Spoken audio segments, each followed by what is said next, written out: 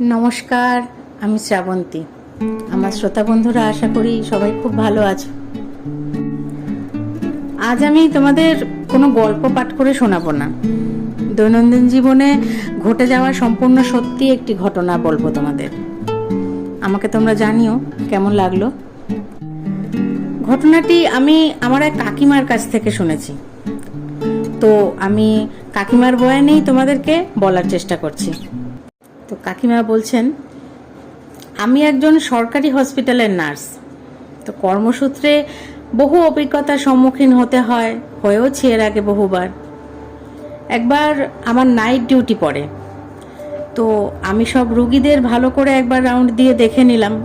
সবাই ঘুমিয়ে পড়েছে দেখে আমি নিজের জায়গায় ফিরে এসে বসলাম। রাত তখন কটা ঠিক খেয়াল নেই, হয়তো একটু তন্দ্রাচ্ছন্ন হয়ে পড়েছিলাম। হঠাৎ কারো ডাকে আমি ধর্মর করে উঠে বসলাম। দেখলাম 9 নম্বর বেডের পেশেন্ট আমায় ডাকছে। তার কাছে যেতে তিনি আমায় বললেন, নার্স, আমার মা কোথায় গেল? এখানেই তো আমার পাশে ছিল। শুনে আমি তখন বললাম, এখন তো অনেক রাত, ভিজিটার কোথা থেকে আসবে, আপনি একটু ঘুমাবার চেষ্টা করুন। উনি তখন অদ্ভুত হেসে আমায় একটা কথা বললেন, আমি এখন আর ঘুমাবো না, মায়ের সাথে বেরিয়ে যাব। তার কথা শুনে আমি বুঝলাম যে রোগে ভুগে উনি হয়তো মানসিকভাবে ভেঙে পড়েছেন। আমি তার পাশে বসে মাথায় হাত বুলিয়ে দিলাম, বললাম, নিন একটু ঘুমাবার চেষ্টা করুন। তখন রাত প্রায় 3টে।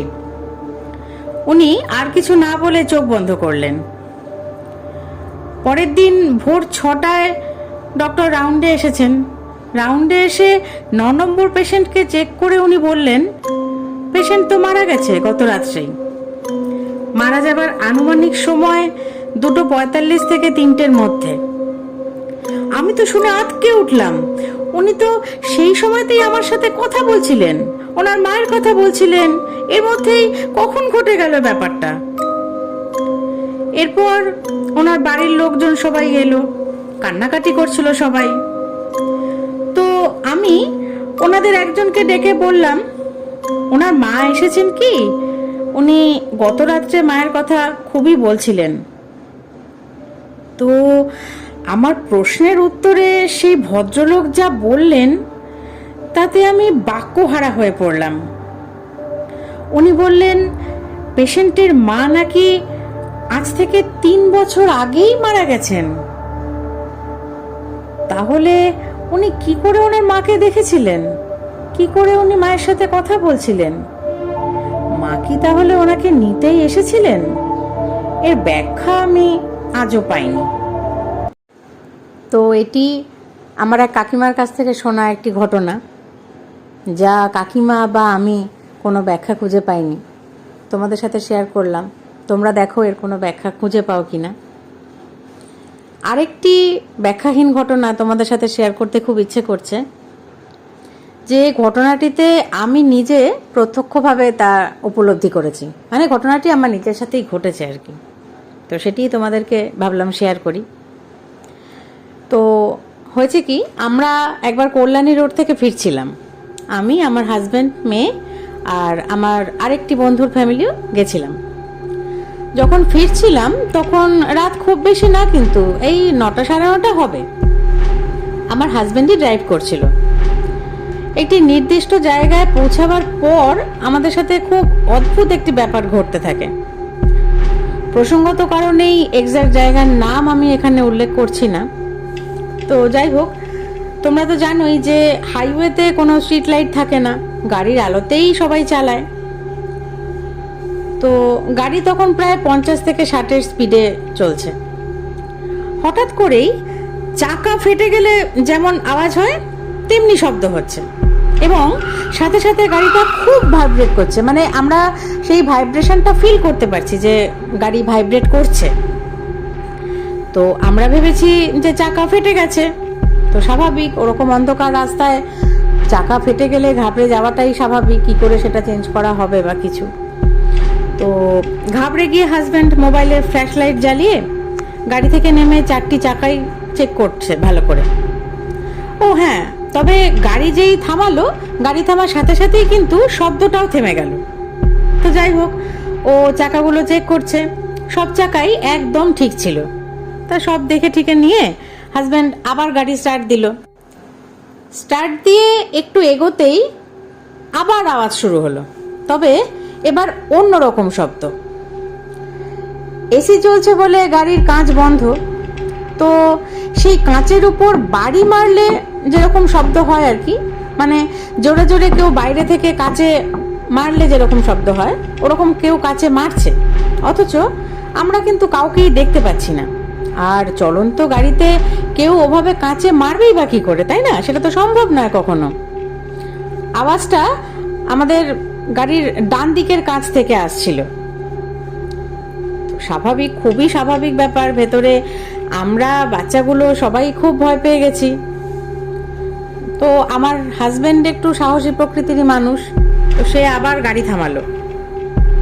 থামানোর সাথে সাথেই না শব্দটাও থেমে গেল। ও নেমে তখন দেখতে চাইছিল যে কি হয়েছে, কেন শব্দটা আসছে, কোথা থেকে আসছে, কি ব্যাপার। কিন্তু সত্যি বলতে কি, মানে আমি না এত ভয় পেয়ে গেছিলাম যে আমি ওকে জোর করে নামতে দেইনি, বদলে ওকে আবার গাড়িটা চালাতে বললাম। তো গাড়ি আবার স্টার্ট দিল। স্টার্ট দিয়ে চলতেই সেই শব্দটা আবার শুরু হলো, তবে এবার আরো জোরে। তো আমি ভয়ে হাজবেন্ডকে এবার বললাম, তুমি গাড়ি আর থামাবেই না, একেবারে গাড়িটা চালাও। তো ও আর গাড়ি না থামিয়ে স্পিডটা আরো একটু বাড়িয়ে চালাতে শুরু করলো। আর আমি আর বান্ধবী আমার সমানে হনুমান চল্লিশা পাঠ করছিলাম। এভাবে বেশ কয়েক কিলোমিটার পার হওয়ার পর একটু লোকালয় আর চায়ের দোকান দেখে গাড়ি দাঁড় করালাম। তো আমরা ছজনেই তো পুরো বাকরুদ্ধ, কি হলো এটা আমাদের সাথে কিছুই বুঝতে পারলাম না। সবাই ভয়ে, মানে তখন এদিকে তার কোনো ব্যাখ্যাও খুঁজে পাচ্ছি না, কি করব বুঝতেই পারছি না। তো যাই হোক, কোনো রকমে সবাই চা খেয়ে গাড়ি স্টার্ট দিলাম। কিন্তু অদ্ভুত ব্যাপার, আর কোনো শব্দ একবারের জন্য কিন্তু আর আমরা পেলাম না, বলতে পারো হলোই না, আর কোনো শব্দই হলো না। যেরকম নর্মাল গাড়ি চলে ওরকম ভাবেই গাড়ি চলছিল, এবং ভালোভাবেই আমরা সেদিন বাড়ি পৌঁছেছিলাম। তারপর আর কোনো সমস্যাই সেদিন আমাদের সাথে আর হয়নি। কিন্তু সেদিনের সেই ঘটনার কোনো ব্যাখ্যা কিন্তু আমরা বলো বা আমার সেই বান্ধবীর পরিবার বলো, কেউই কিন্তু সেই ব্যাখ্যা আমরা আজও পাইনি। তো যাই হোক, তোমাদের সাথে সেটা শেয়ার করলাম। তোমাদের কি মনে হয়, তোমরা কিভাবে এর ব্যাখ্যা দেবে? এই ছিল আজকে দুটি সম্পূর্ণ সত্য ভৌতিক ঘটনা। জানি না ভৌতিক না কিভাবে এর ব্যাখ্যা দেবো জানি না, ব্যাখ্যাহীন দুটি ঘটনা। তোমাদের কেমন লাগলো ঘটনা দুটি আমাকে প্লিজ কমেন্ট করে জানিও। আর ভালো লাগলে লাইক, শেয়ার, কমেন্ট করতে ভুলো না। আমাকে মানে বং বাংলা ন্যারেটিভসকে সাবস্ক্রাইব করে আমার পাশে থেকো, আমাকে উৎসাহ দিও। আরও অনেক ঘটনা যা আমার সাথেও কিছু ঘটেছে, আরও বেশ কিছু ঘটনা আমার শোনা, এমন অনেক ঘটনা আছে যা তোমাদের আমি ধীরে ধীরে শেয়ার করব। ডেসক্রিপশন বক্সে আমার ইমেল আইডি দেওয়া আছে। তোমাদের সাথে বা তোমার বন্ধু বান্ধব, আত্মীয় স্বজন কারোর সাথেও যদি কোনো দৈবিক, অলৌকিক বা এরকম ব্যাখ্যাহীন ঘটনা যদি ঘটে থাকে, আমাকে তোমরা সেগুলো পাঠাতে পারো, সেগুলো আমি তোমাদেরকে শোনাবো। যাই হোক, আজ তাহলে এ পর্যন্তই। তোমরা সবাই খুব ভালো থেকো, সুস্থ থেকো।